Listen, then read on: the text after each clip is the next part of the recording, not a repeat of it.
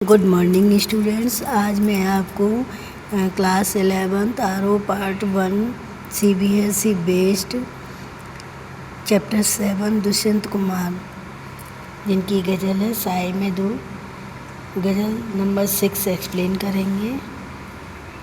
तेरा निजाम है सिल दे जुबान शायर की, तेरा निजाम है सिल दे जुबान शायर की, ये एहतियात ज़रूरी है इस बहर के लिए। तो निजाम का मीनिंग क्या होता है इसमें? शासक।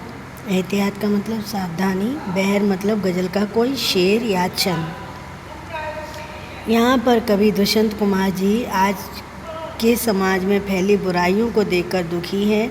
वे इसके खिलाफ आवाज़ उठाना चाहते हैं, पर वे जानते हैं कि उनकी आवाज़ को दबा दिया जाएगा।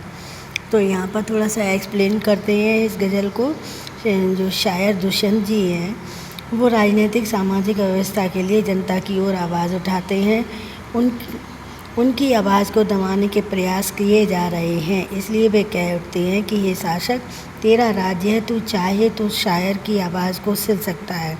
मतलब ये है कि शासक की इच्छा से विद्रोह के स्वर को दबाया जा सकता है।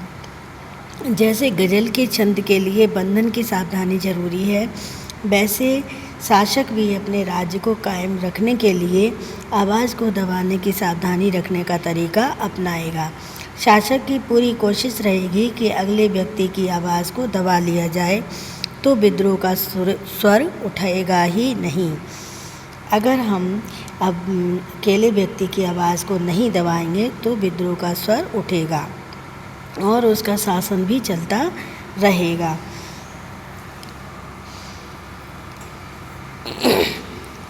तो यहाँ पर क्या मतलब है? शासक की पूरी कोशिश ये रहती है कि अकेले व्यक्ति की आवाज़ को दबा लिया जाए तो विद्रोह का स्वर उठेगा ही नहीं और उसका शासन चलता रहेगा। अब वो गज़ल से रिलेटेड कुछ क्वेश्चन पूछ रहे हैं। कवि का नाम क्या है? दुष्यंत कुमार। और कविता का नाम क्या है? साए में धूप। शायर दुष्यंत ने किसकी ओर आवाज़ उठाने का प्रयत्न किया है? तो उत्तर है जनता की ओर। अगला प्रश्न है, कवि ने शायर की आवाज़ सिल सकता है कथन को क्यों कहा है? तो उत्तर है कवि ने शायर की आवाज़ सिल सकता है कथन का प्रयोग इसलिए किया है क्योंकि शासक वर्ग उसकी आवाज़ को दबाने का प्रयत्न करता है। अगला प्रश्न है कि गज़ल के छंद के लिए किसकी सावधानी ज़रूरी है? तो उत्तर है गज़ल के छंद के लिए बंधन की सावधानी ज़रूरी है। अगला प्रश्न है, शासक किस चीज़ की पूरी कोशिश करता है? तो उत्तर ये है शासक अकेले व्यक्ति की आवाज़ को दबाने की पूरी कोशिश करता है। तो यहाँ पर अगर गज़ल में निहित काव्य सौंदर्य को स्पष्ट करते हैं कि फर्स्ट पॉइंट में आप लिख सकते हैं, कवि ने विद्रोह के स्वरों को शासकों द्वारा दबा देने की सच्चाई को उजागर किया है। दूसरा पॉइंट, प्रसाद गुण युक्त शब्दावली प्रभावशाली बन पड़ी है। तीसरा पॉइंट में आप लिख सकते हैं शांत रस विद्यमान है। फोर्थ पॉइंट में लिख सकते हो उर्दू शब्दों में भाव अभिव्यक्ति को बढ़ाया है। और फिफ्थ में लिख सकते हैं शब्द योजना सटीक एवं सार्थक है। अगली गज़ल 7 नंबर, जिए तो अपने बगीचे में गुलमोहर की तरह, जिए तो अपने बगीचे में गुलमोहर के तले, मरें तो गैर की गलियों में गुलमोहर के लिए। तो तले मतलब क्या होता है इसमें? नीचे। गैर मतलब पराई।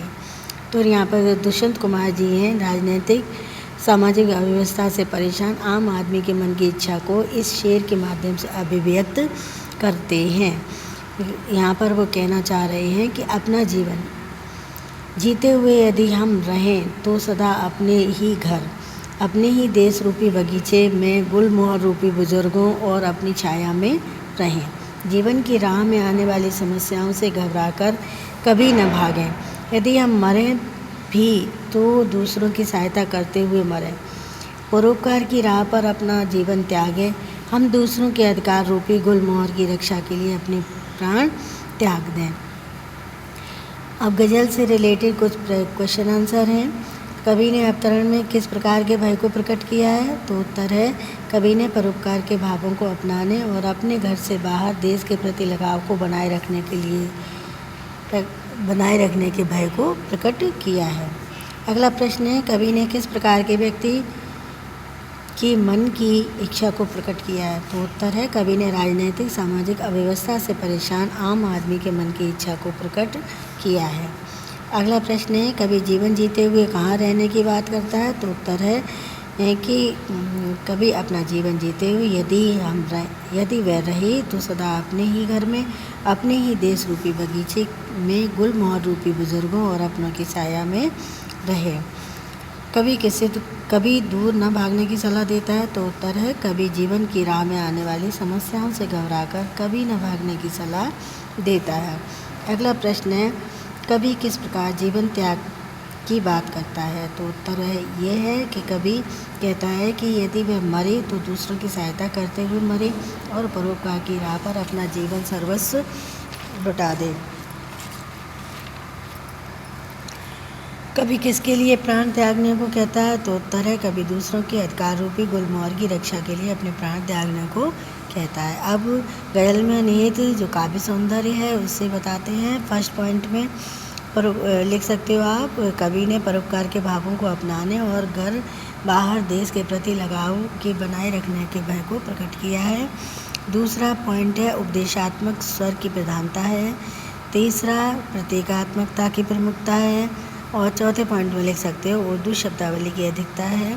फिफ्थ पॉइंट में अनुप्रास का सहज स्वाभाविक प्रयोग सराहनीय है।